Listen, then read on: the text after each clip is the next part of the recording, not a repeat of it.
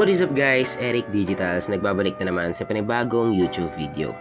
So ngayon, tuturuan ko kayo kung paano nyo ba may install yung GBA emulator or tinatawag na Game Boy. So ngayon, before tayo magsimula, like, comment, subscribe sa ating YouTube channel para lagi kayong updated pag may panibago akong emulator tutorial, okay? So ano pang hinihintay natin? Let's go!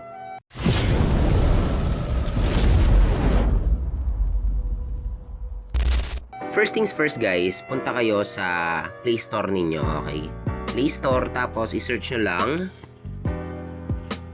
MyBoy, okay? So kung nakikita ninyo, may bayad siya, okay? Kung gusto nyo bilhin nyo. Kung may pera kayo, bilhin nyo yan, okay? Pero kung gusto nyo ng parang free, search nyo lang Lemuroid. Yan. Ito. So ang gawin nyo, install nyo lang, okay? So pagka-install nyo, punta na tayo sa Z-Archiver, okay?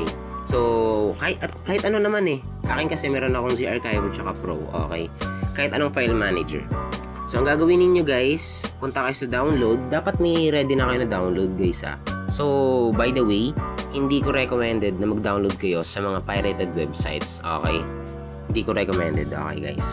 So, basta kung may download na kayo, punta kayo sa download, search nyo lang yung game. So, sa akin, sa search ko lang. Ayan, eto.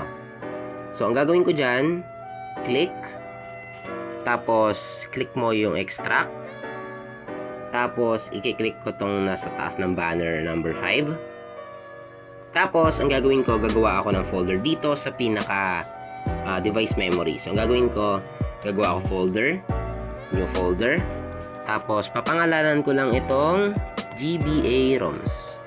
Okay, then click paste. So, pagkatapos nun guys, dapat may lalabas na parang ganito, okay?